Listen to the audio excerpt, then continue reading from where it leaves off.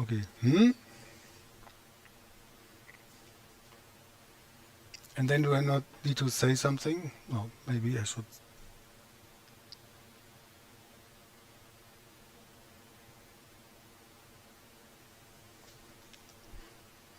So it's live now. Very nice. So then, welcome everybody remotely. Yeah. To our second attempt for presenting openLCA. We had one before the summer break where we were really fighting sound issues, and we think we have now fixed this, but let us know. I'm here with Julia that you don't see, but I tried to turn the camera for a second so that you see her in my office. And yeah, we think it's quite time and worthwhile to present openLCA, to discuss this also with you as audience, and to get into a discussion. We have these points that we want to cover. Quick introduction, then openLCA 2.0, and then a bit also about a new thing, namely the conference that we want to cover. And then it should be really so that we have space for feedback and open discussion. It's maybe also for you, for us, you see, but for you maybe also a bit new to discuss this in chat-like mode, so we'll see how this goes. But it's, I can tell already now that it's really, I think, our idea, or I think I can tell that it's our idea to make this more frequently and to get more, to reach out more, because we have quite some things to share and also to get input and ask your feedback about. Yes, so first point, openLCA 2. It took some time, and that is something I prepared for the previous attempt for the webinar. This is on my computer, all the different test versions that I have, and meanwhile we have 3 new versions, I can also tell. So you see that this is of course under the hood, so to say, for you. Quite a lot of work to try to get a really consistent, powerful, good software out.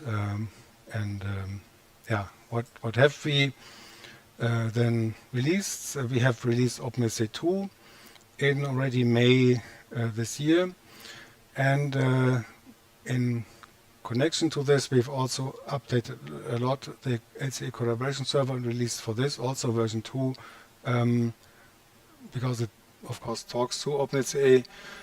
It will not be topic of this webinar, but this deserves the second webinar. But there we really have largely improved the technology. We have now used Git as background engine, so to say, and this has one very positive result. That it's not super fast, or very much faster compared to the previous version, among other things.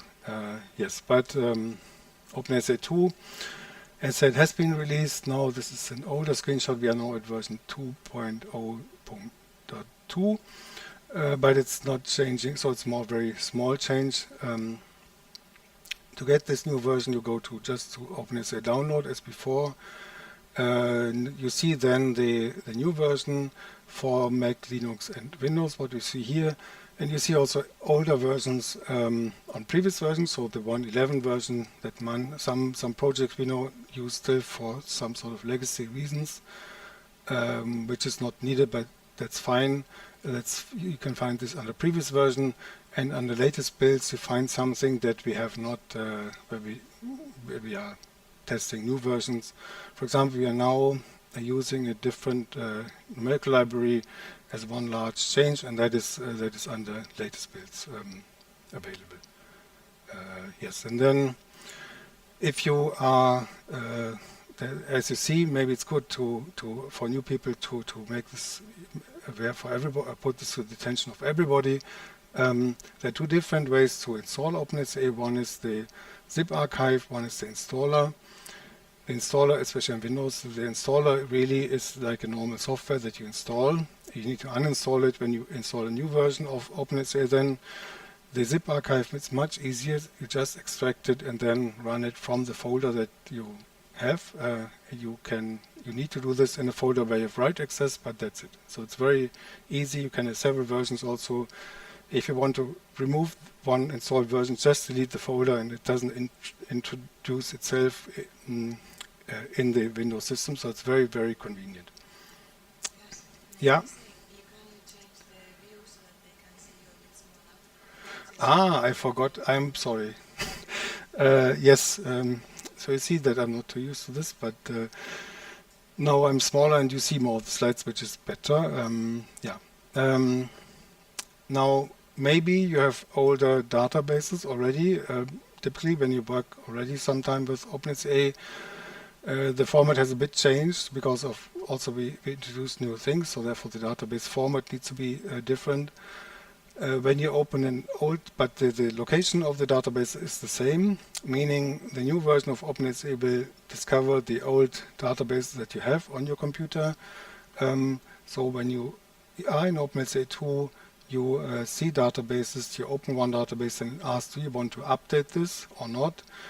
And you can make a backup, or it automatically says, I propose to make a backup of this database in case something goes wrong. It doesn't really go wrong typically, unless maybe your computer runs out of power in between or so, but it's just to be safe. It asks to make a backup, and then you have, after the migration is running or has run, you have a new version of the database that you can then use in openLCA.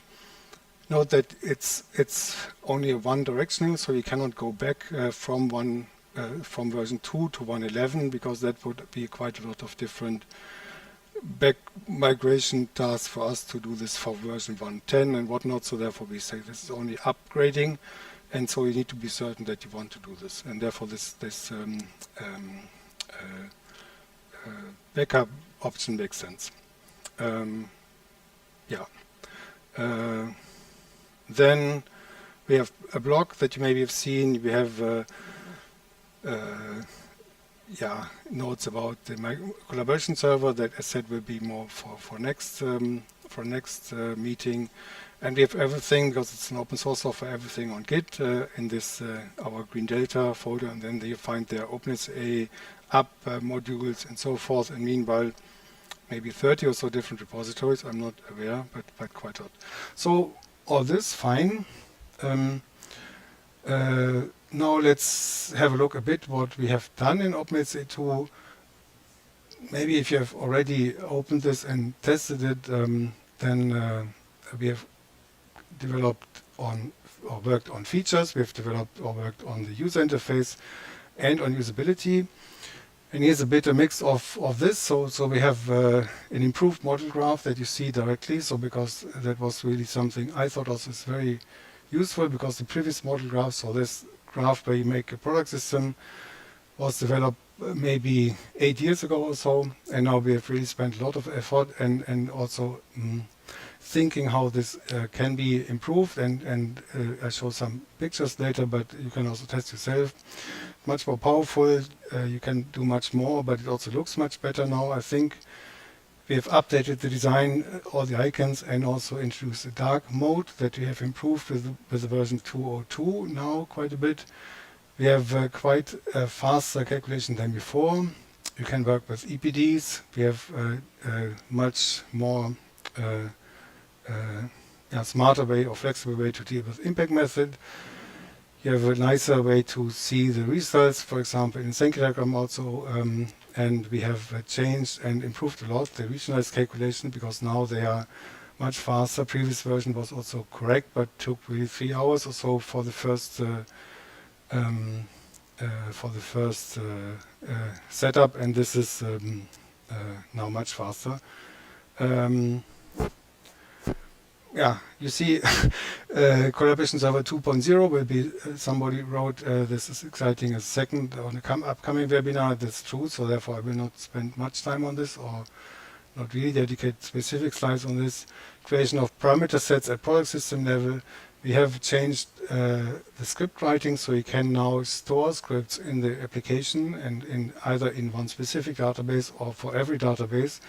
And then you can execute them directly, meaning you can also prepare scripts, for example, for your clients or for your users, so that they can just run scripts and do not need to understand SQL or Python themselves. We have tags now that are very flexible, and of course they're flexible, but they can be used to differentiate results. As said, new workflow for regionalized calculations, a lot of improved import-export. I will come to this with a small example. Validation is much improved and also much faster. You can update links in the product system, and we have a much extended API. I will show also this in a slide. I hope it wasn't too, so that was just the overview. You see maybe that a reason why we thought this deserves to be called openLCA 2.0 and not 1.12 or so. First, model graph. So this is a screenshot of the new model graph. So the icons of the process have changed, but also you see the whole layout is very different. And you can you can edit this. I think this comes later.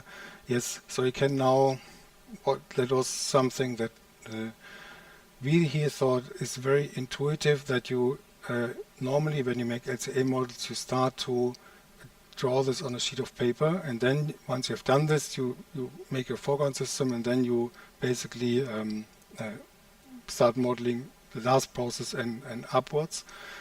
And now you can do this drawing on paper exercise also directly in openLCA, where you can create processes and flows in this model graph directly. So you need to click here what you see, enable product process editing, sorry.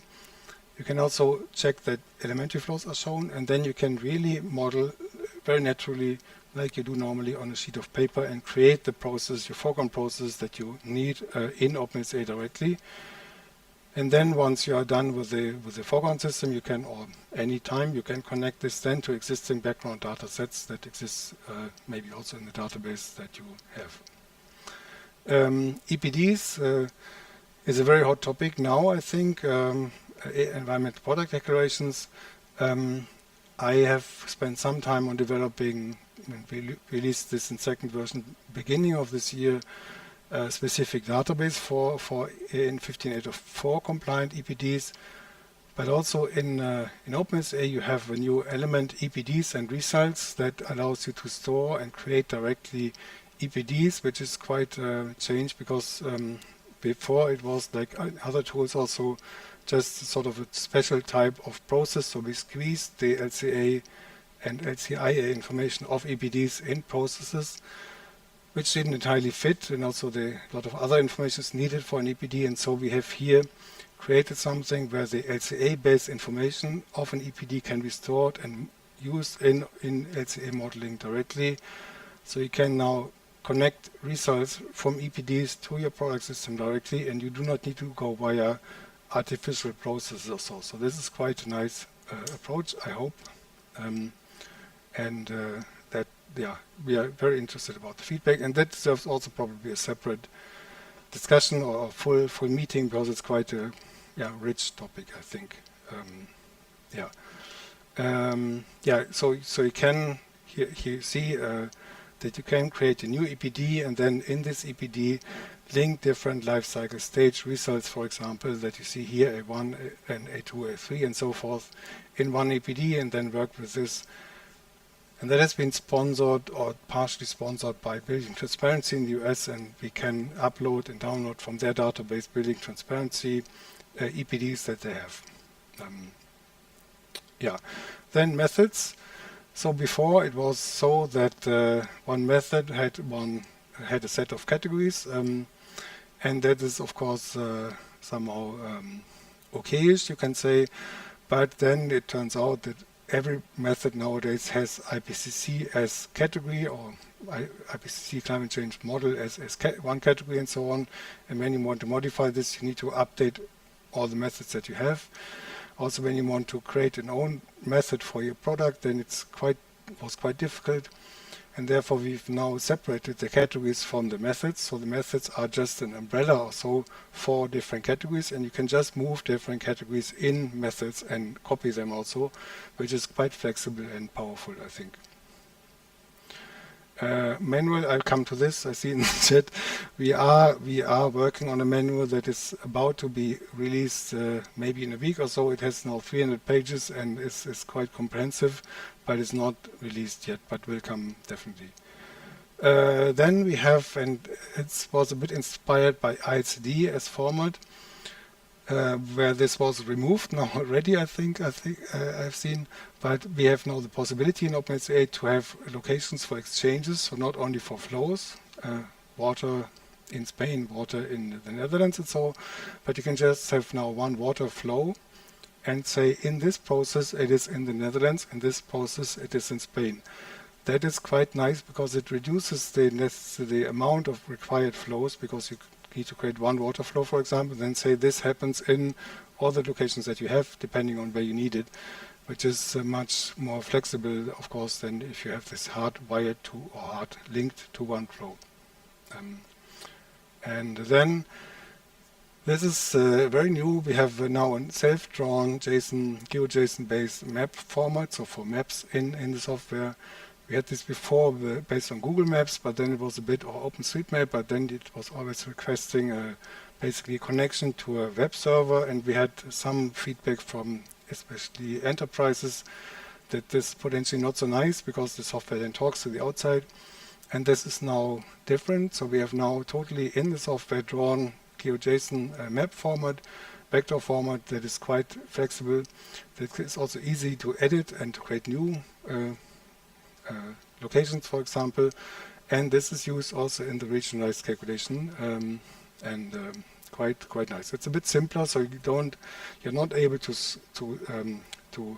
scale down and down until you see every tiny street corner or so, but for an LCA scale it's fully sufficient. So many databases nowadays just have countries and not further detailed. It is possible to have further details, but it's therefore much more handy, I can say, or convenient or appropriate for LCA models. Then you have parameter sets in product systems. So often you want to maybe make different scenario calculations, and then you have a set of different parameters, and then you can just say this set, I want to exchange this set against this other set, and that is much more, much faster than if you need to change 30 parameters manually or so. You can just say change this set against this set. Julia is nodding, you don't see this, but it's reassuring. As I said, you can now store scripts in the database, so Python or SQL, or it's JSON directly in OpenLCA or SQL. And then this is here, if this is, you see my mouse maybe, if this is in the, for every database you see this in new folder scripts, and then you just see this, but you can also do this, you see this here on the left, inside one database, so not accessible for every database that you have, especially when you want to share and prepare one specific method for one project, for example, that you share then with a client. Also, that's quite useful, we find. You see here, get EPDs from EC3. This is Building Transparency, the website for the EPDs that I mentioned before. And then we have made a different Senke diagram where you can have, so you see different layout options. So it's the arrangement of the tree, but you see also that you can, and I will come to this a bit later, you can also change the look and feel basically of, or not look and feel, but the look only of the application by changing the CSS for the user interface. That's quite nice, and you can play around with this. We will also maybe for this explain this a bit more, but here you see just a dark mode and a light mode, but you can also configure how for example the color of the boxes are, and the text and whatnot. So that's very flexible, and it's quite, it reminded me of Windows 3.1 or so, where this was also possible first time and everybody had a special design or so, and that is in principle similar at least. Then you can this contribution tree, for those who are a bit new, is a quite often used possibility to see the different, basically it's the calculated Senke diagram. So you see one branch of the life cycle, and then you see the different processes contributing to this. So top is find results always 100%, of course, but then you have in this picture here 71.5% comes from market for aluminium and so on, and there you see then the different other processes and the supply chains that contribute to this impact. You can now quite flexibly export this to Excel by setting the different cutoffs, because it was needed, because theoretically, or it happened for us also, that the tree became too big to be exported to Excel. So therefore you can now set this so that it's fitting to Excel and that it's not overloading Excel. And that's quite nice, and allows you then, of course, to process this further in reports or so, for example. Validation is much faster and much more comprehensive also, so it's a nice combination. So it previously took really some time, but now it's really going super fast and checks many more things. So therefore, this is quite a very practical tooling, you can say. And we have this. It's a bit repetitive. Sorry, EPDs we mentioned, but text we mentioned too. But here you have this dark mode, for example. And then you can, apart from the project result report, you can also have a separate tab where you can show the results a bit similar to for product systems, which you see here, which you can also then copy and paste to Excel for making, for example, nicer graphics or so. Maybe some sentences about interface import-export, because it was also taking quite some time. For example, we have now quite many cases where people move to openLCA from ZimaPro, or want to continue using ZimaPro but in parallel use openLCA, and we have now a very nice smooth import and export to and from ZimaPro that you can also configure. You see, maybe you don't fully see, but you know, if those that are using ZimaPro, that ZimaPro does not really use ID numbers, but the identification of everything is the name of the product or process. And so the name needs to be containing the location, whether it's a unit process, system model, enigma, and whatnot. And so when you import back in openLCA, and then openLCA has locations that before to a much expanded name, because again the location is attached, for example, and that of course is not so practical. So therefore you have now the option to decide if automatically for example, to products, the process names must be concatenated, if the location codes must be concatenated, and if the process type must also be concatenated. And that is quite practical. And you can also apply flow mapping, that you say this flow here is this flow here. And then you know that use matching top categories is a bit very nerdy aspect, but ZimaPro has hardwired, so to say, categories for products, material, waste, energy, and so on. In openLCA, these are understood as categories, but then back in ZimaPro now, openLCA understands that the process type is then energy or so in ZimaPro, for example, and then the category will be converted to a process type in ZimaPro. So that's quite nice and powerful. And apart from the direct import-export, the API is now very nice. We have two basic application programming interfaces, Google Remote Procedure Calls and Java. We documented Google Remote Procedure Call. First one is applicable for any programming language, and we documented this quite a bit in Git. You see here a start, but you see really also that it's quite an extensive documentation. And we ourselves work now on quite some in some projects on something that is a mass calculation or creation of LCAs tool, where you have this structure.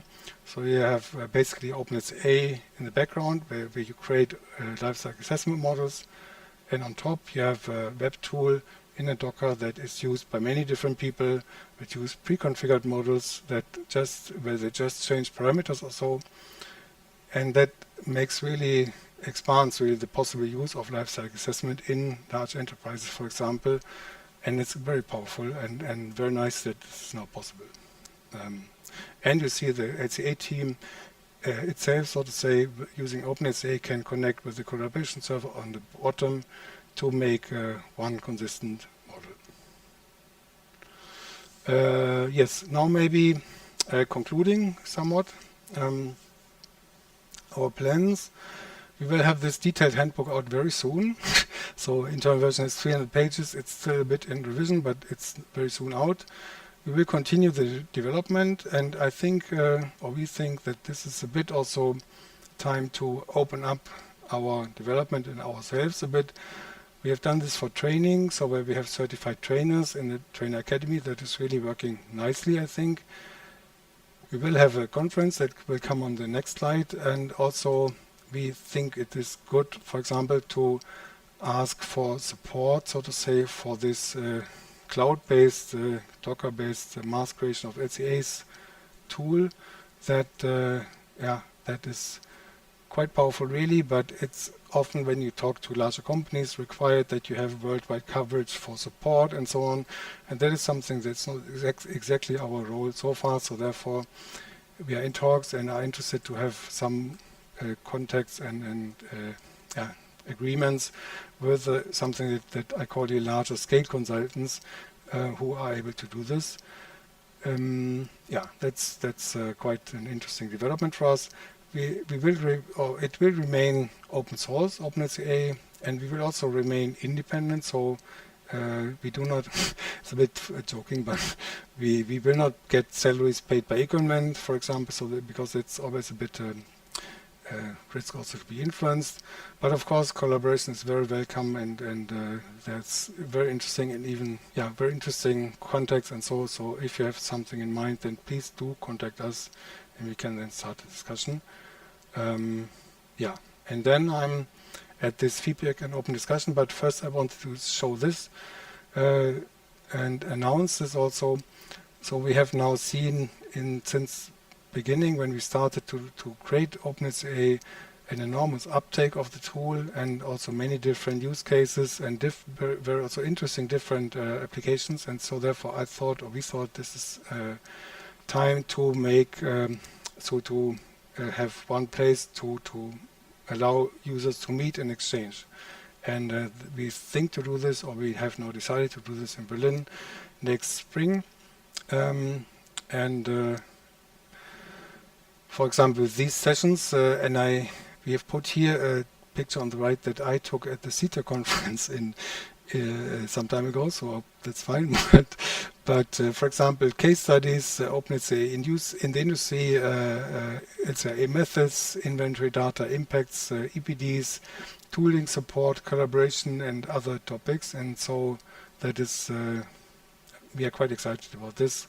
And it's also for us something like a step, but I think it's quite needed and interesting. And then finally, we are about to leave, or tomorrow we will leave for the LCM this week. So in Lille, maybe if you are here, we have, for example, a booth, but also presentation, poster, and so on. So maybe if you're there, then come by and have a discussion with us there. And now that's really the end of this presentation. I hope you found this a bit interesting. I hope the sound was better. Somebody said it's an echo, but I'm not, so I don't know. And in case, so Julia, who was still sitting there, can maybe say if you have some, or you can write down something that we should discuss or wanted to have asked. So yes. So we had a couple of questions. Yeah. Someone was asking, how do you work with EPDs and openLCA? And then we have a related question: is it possible to upload results of an EPD in order to use it as a dataset itself? Maybe I take the last one first. Buenos dias, compañeros. Sounds very nice. Last one first. So indeed, it is very common that you have, when you make EPDs, that you take other EPDs that are specific for products that you use in your foreground system and compile or bring them into your result. And that is indeed possible in openLCA by using this result. Sorry if I find it now. No. By using this result here, these results can be directly linked to to product systems in OpenLCA, and therefore you can then use the EPD results in your own models, and that's quite powerful, we believe. We are currently also working in a project with a large company on further extending this, but this is now really, that's how this would work. You can also export to this. You maybe know that for EPDs in Europe, at least, this ILCD plus EPD format is broadly used. It's different from our format, and it's quite cumbersome, but we are also, OpenLCA is also able to export this and to import this, and for example to read, and we are working on this now, to read the full Ökobaudat database directly, natively, so to say, and other databases similarly, and therefore you are now able, that answers maybe a bit the first question, but that deserves more. It can't be fully answered in one sentence, I think, but you are able to use a product system, a model in OpenLCA, and create an EPD, at least the LCA results or LCA results also from this. You are of course not fully able to edit the full text, and you're not able to edit to create these technical properties also that are also needed typically for building products, but the LCA data and the result tables are directly can be directly created with OpenLCA. Well, the first question was, how do you work with EPDs and openLCA, and maybe this is something to bring up in future webinars or videos. Yeah, more in detail. yeah, yes, yeah. We then had a couple of questions about Gabi. I'm not sure how people can hear me, so it's I repeat, yeah, yes, yes. So the first one, will it be possible again to use Gabi database in openLCA? Yeah. So that is yes, that is possible. So I made a post that got quite some attention some time ago, that when Sphera purchased the company that makes Gabi, they said it's not in their, according to the company policy, to have resellers. So therefore we were not allowed to resell Gabi, but we are able to provide a version of Gabi adapted to OpenLCA when you have the license for the database from Sphera. So you need to purchase the database from Sphera, then you need to pay us a fee for this conversion, which is quite moderate, I think, and then you can really work nicely with the database in OpenLCA, especially because now OpenLCA is this nice model graph that is a bit similar to Gabi. Then you can do this also in Gabi, and you have much richer result details views, for example, than in Gabi and other things. So that is quite possible. But it's a bit complicated, but it's not in our might, so to say, to do this directly, but that's company policy of Sphera that we need to accept, of course. And then the second question regarding Gabi, is there any plan or possibility of integrating Gabi modeling in openLCA, which may be related to the past? Well, so Gabi modeling? What do you mean? Maybe we have a bit of lag here, of course. So like 30 seconds.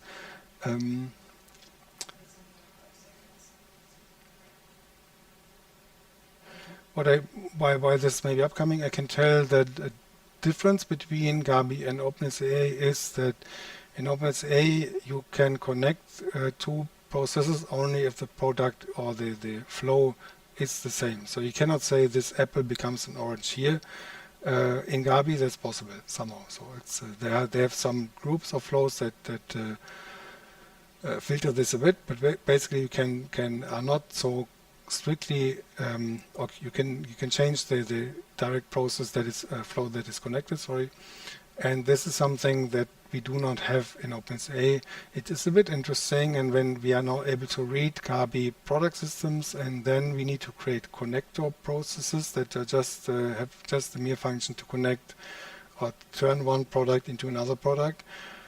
That could be interesting. It's also a bit dangerous, of course, because you can then also make mistakes and don't see this really, because you can say this apple becomes this orange, or is this orange here. But that's something we can maybe think of.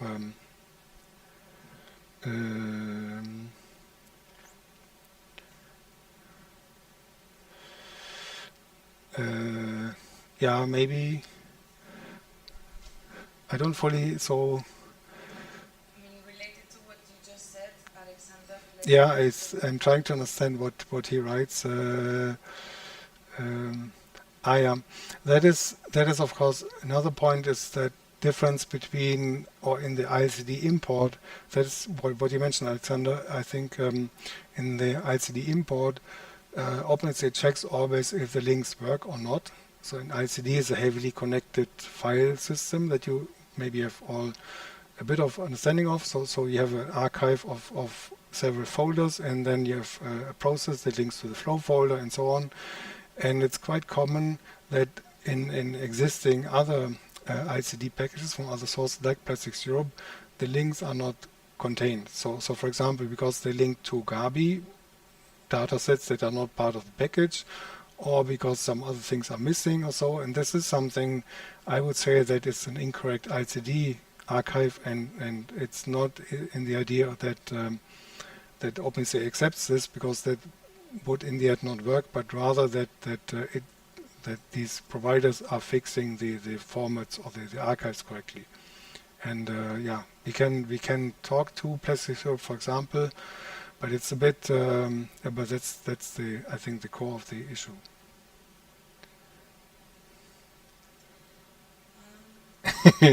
Is there any hope that elementary flows will be ever standardized?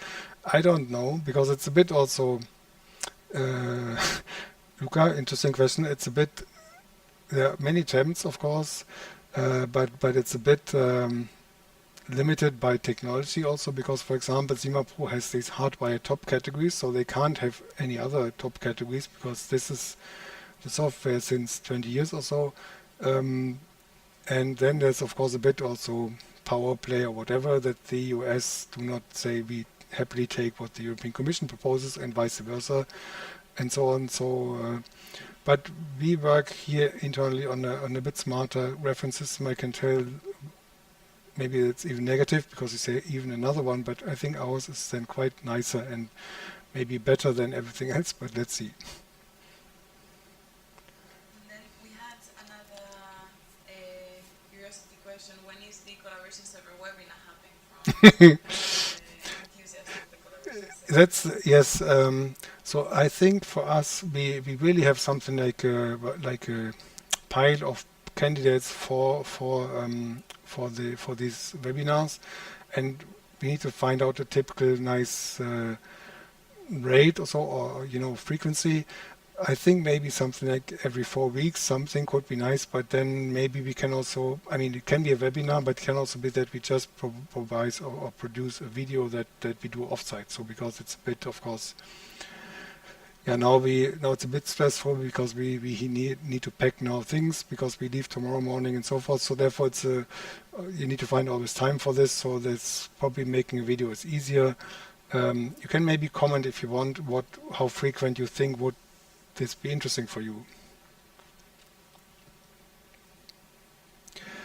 Overarching initiative to ensure compatibility of the different LCA databases in future. Alexander, I don't think so. It's a bit not OpenLCA question now, but again, I think, for example, the European Commission with environment footprint says you must use only this database and nothing else. And of course, this is quite, if you think, okay, we will anyhow dominate everybody else, then it's fine, but this will be not leading to compatibility of other databases, I think, for example. So, yeah, so I'm in LCA since really 25 years now or so, and since then it was that different databases were different. It's not only nomenclature, but also modeling and so on. So I'm wondering, let's put it this way. But on the other side, it's quite clear, and that's also beyond this webinar, that LCA needs to be maybe a bit deal with new requirements regarding this, for example, massively upscaled demand for LCAs, and that maybe requires different solutions, but they are not fully there maybe. But nice discussion. Other questions? Yes, I Yes? think we're kind of reaching the end of Mm-hmm. the questions. There's Elizabeth, probably a to-be user of openLCA, OpenLCA, she asks what's the best start to Yeah, the best that's way maybe to a extend very nice question, Elisabeth. Um, I think so. It's our idea to make this quite accessible. OpenLCA, of course, it's still a top somehow a technical software, so it's not that you do 3 clicks and then you get it. But we have videos in YouTube that try to explain your first steps. We have an old manual that also explains first step. The new manual will also explain this on behalf of using a small case study. We have case studies. It's a bit always, I think, a combination of life cycle assessment and software knowledge. Yeah, so because you need to understand a bit both. Some people really are not understanding anything, strictly speaking, about lifecycle assessment, and then also the use of openLCA is quite difficult. It's a bit as if you have to use a CAD software, but are not at all into constructing anything, and then you also maybe are lost. So therefore, it's a bit always in this real desktop openLCA version, the technical software. We try to get really everybody to use it quite fast and easy, and I think also from feedback we receive, it's more accessible than Zima Pro Agabi, also other tools, but still it's a technical software. We have this quick start package in Nexus that you can order. It's not cheap, but it's for us also quite some effort, where we have then dedicated meetings with someone who ordered this when we explained first steps, exactly to reflect this, that you are maybe lost first with the first steps. That can help, but yeah, so typically it depends a bit also on you, if you rather want to do something practically yourself, or that you want to rather listen to videos and then do this. We've also a bit separately, or a bit on a higher level, maybe clients that where we are assisting them in first case studies. So they do a case study, and then we guide and review this to some extent. It costs also something, but that's quite helpful, because then you see, okay, I make this, somehow I could have done this differently, or this is done like this, and so on. Then you get to a very practical case for applying OpenLCA, so that's also useful, maybe. Yeah, but there are many different pathways, and now also, I don't know how many, but we have something like 30 certified trainers, or 20 or so, I don't remember, but quite a lot in different parts of the world. Also in Guatemala, Edward is very active. So, for example, so that's also something. Then you can ask one of these trainers to have trainings for you, or so. But also, as said, we put quite some things out that do not cost anything, but that you can just study yourself. And then we have another question regarding the circular footprint formula. Mm-hmm. Lucio in Spanish is asking if you will be able to model the circular footprint formula. Yes. With OpenLCA. Yes, of course. That is. I think that's possible.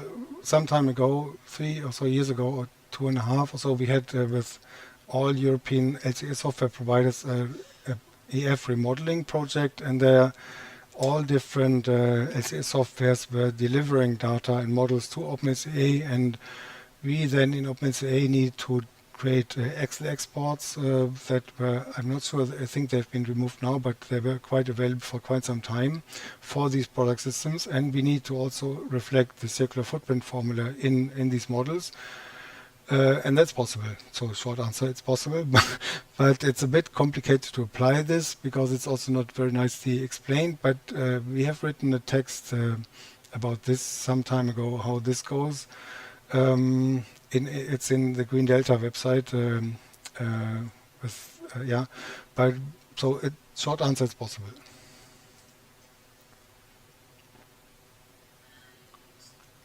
That's it. No more pending questions. No more waiting questions. Okay. Nice then. Yeah. Yes, I'd say so. Yeah, no more questions. So I think we can also give thank you to the viewers and also the people viewing in the future. Mm-hmm. Very nice. Then now in this way somehow. So goodbye, everybody. As said, provide some comments how you like this, and how frequent you think this should happen, for example. Also send this maybe to us by the contact form or so, but also in this YouTube video. Thanks a lot, and have a great week, everybody. Thank you. Yeah, ciao, ciao, ciao.